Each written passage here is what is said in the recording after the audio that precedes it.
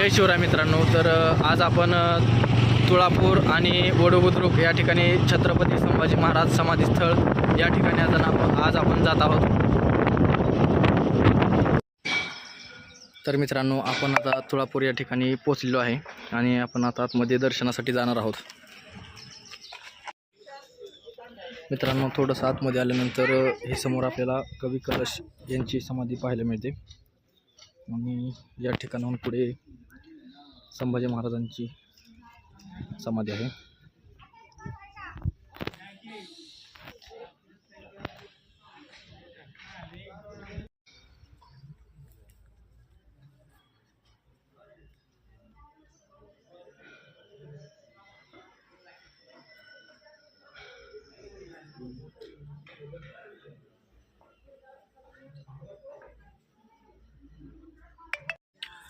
संभाजी महाराजांच्या समाधी शेजारीच हे संगमेश्वर मंदिर आहे, प्राचीन मंदिर. तर या ठिकाणी आपण आता दर्शनासाठी जात आहोत.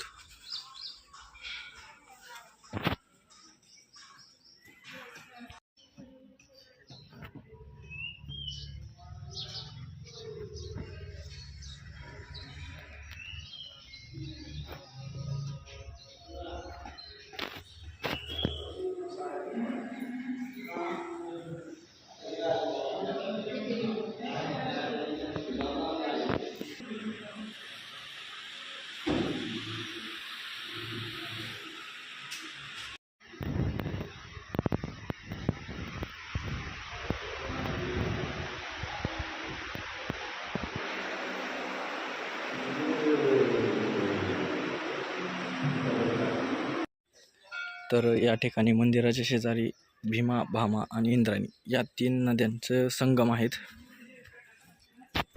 तर या ठिकाणी आपण आलेलो आहे आता.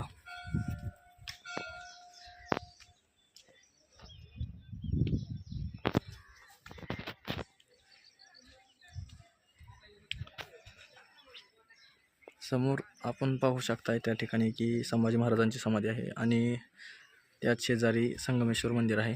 तर या ठिकाणाहून संगमेश्वर मंदिराच्या थोडं खाली आल्यानंतर या ठिकाणी आपल्याला संगम पाहायला मिळतात. इंद्रायणी, भीमा आणि भामा या 3 नद्यांचे या ठिकाणी संगम आहेत, ज्याला की त्रिवेणी संगम असेही म्हणतात.